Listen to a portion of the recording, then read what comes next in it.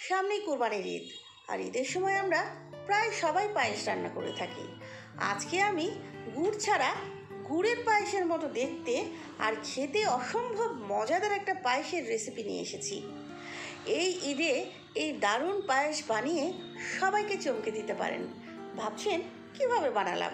সেটা জানতে হলে চোখ রাখতে হবে আমার চ্যানেলে, আর থাকতে হবে আমার সাথে প্রথম থেকে ভিডিওটি শেষ পর্যন্ত। আসসালামু আলাইকুম আমার প্রিয় ভিউয়ার্স, চলুন তাহলে আমরা এই দারুণ পায়েস বানানো শুরু করি। প্রথমে একটা হাঁড়িতে আমি 1 লিটার পরিমাণ ফুল ক্রিম দুধ নিয়ে মিডিয়াম আঁচে চুলায় জাল করতে দিয়ে দিয়েছি। মাঝে মাঝে নেড়ে দুধ জাল করে নিব।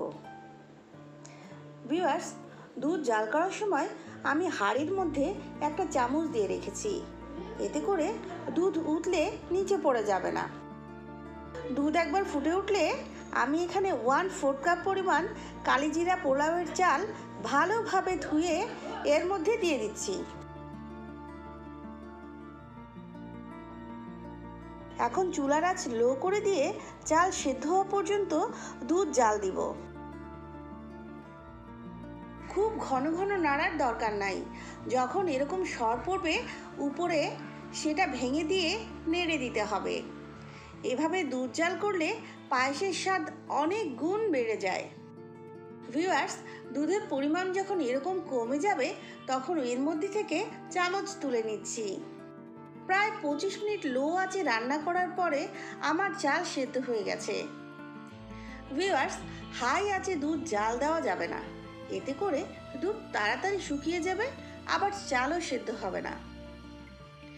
এখন একটা হ্যান্ড হুইক্স দিয়ে এভাবে ঘুটে নিচ্ছি, যাতে ভাত গলে দুধের সাথে মিশে যায়, কারণ পায়েসের মধ্যে আস্ত ভাত থাকলে খেতে ভালো লাগে না।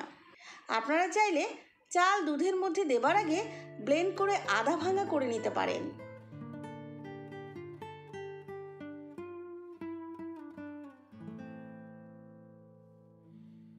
এভাবে 5 মিনিট জাল করার পরে আমি এর মধ্যে দিয়ে দিচ্ছি 2টা এলাচ আর 2 টেবিল চামচ কাজু বাদাম কুচি। ভিউয়ার্স, আমি এখানে শুধু 1 রকমের বাদাম দিয়েছি, আপনারা চাইলে আরও অন্য বাদামও দিতে পারেন। এখন সব উপকরণ আমি একসাথে কিছুক্ষণ নেড়ে মিশিয়ে নিচ্ছি। এখন আমি এটাকে অন্য একটা চুলায় অল্প আঁচে রেখে দিচ্ছি। ভিউয়ার্স, আমি এখন পায়েসের কালার গুড়ের পায়েসের মতো আনার জন্য ক্যারামেল বানাবো। এর জন্য একটা হাঁড়িতে আমি 1/2 কাপ পরিমাণ চিনি নিয়ে নিচ্ছি, আর এর মধ্যে দিয়ে দিচ্ছি 2 টেবিল চামচ পানি। এখন চিনি পুড়ে ক্যারামেল হওয়া পর্যন্ত অপেক্ষা করব। ভিউয়ার্স, এই ক্যারামেলের চিনি দিয়েই আমি পায়েস মিষ্টি করব। এর জন্য এখানে আমি আধা কাপ পরিমাণ চিনি দিয়েছি। আপনারা যদি মিষ্টি বেশি খেতে পছন্দ করেন তাহলে চিনির পরিমাণ বাড়িয়ে দিতে পারেন। এখন আমি এটাকে নেড়ে দিচ্ছি। এই অবস্থায় একটু ঘন ঘন নেড়ে দিতে হবে, যাতে ক্যারামেল বেশি পুড়ে না যায়। ভিউয়ার্স, আপনি যদি আমার ভিডিওতে এখনও লাইক না দিয়ে থাকেন তাহলে একটা লাইক দিয়ে দিবেন প্লিজ। আর যদি ভিডিওটি পছন্দ হয় তাহলে ফ্রেন্ডস অ্যান্ড ফ্যামিলির সাথে শেয়ার করতে পারেন। যারা নতুন ভিউয়ার্স তাদের কাছে আমার অনুরোধ থাকবে আমার চ্যানেলটি সাবস্ক্রাইব করার জন্য, আর দ্রুত নোটিফিকেশন পাওয়ার জন্য বেল বাটনটি একটু ক্লিক করে রাখার জন্য। তাহলে যখনই নতুন কোনো ভিডিও আমার আপলোড হবে তখনই আপনি নোটিফিকেশন হিসেবে পেয়ে যাবেন। আর যারা আমার ভিডিওগুলো রেগুলার দেখেন, কমিউনিটিতে শেয়ার দেন, তাদের আমি অনেক অনেক ধন্যবাদ জানাই। আমার ক্যারামেল হয়ে গেছে। এখন আমি এর মধ্যে 1/2 কাপ পরিমাণ দুধ দিয়ে দিচ্ছি। অল্প অল্প করে দিতে হবে আর নাড়তে হবে। এখন ক্যারামেলের সাথে আমি পুরো দুধ মিশিয়ে নিচ্ছি। এখন আমি এটা সরাসরি পায়েসের মধ্যে ঢেলে দিচ্ছি আর ভালোভাবে নেড়ে মিশিয়ে নিচ্ছি।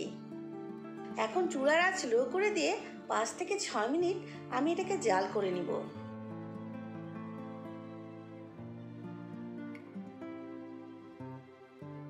এই তো দেখুন কি দারুণ একটা কালার এসেছে পায়েসের। এরকম সর ভেঙে 6 মিনিট রান্না করার পরে আমি চুলার আঁচ বন্ধ করে দিচ্ছি। আমি এর থেকে আর ঘন করব না, তাহলে ঠান্ডা হবার পরে এটা আরও ঘন হয়ে যাবে। এখন পায়েস ঠান্ডা করে আমি সার্ভিং বাটিতে সার্ভ করে নিচ্ছি। দেখলেন তো ভিউয়ার্স, গুড় ছাড়া কি দারুণ একটা গুড়ের মতো পায়েস হয়ে গেল। আর এটা খেতে যে কতটা মজা হয়েছে সেটা জানতে হলে অবশ্যই বাসায় বানিয়ে দেখতে হবে। আর আমাকে কমেন্ট করে জানাতে ভুলবেন না যে কেমন হলো খেতে। সবাইকে আবারও ধন্যবাদ জানিয়ে আর আমার পরবর্তী রেসিপি দেখার আমন্ত্রণ জানিয়ে আজকের মতো আমি আমার মাহিস কিচেন থেকে বিদায় নিচ্ছি। আল্লাহ হাফেজ।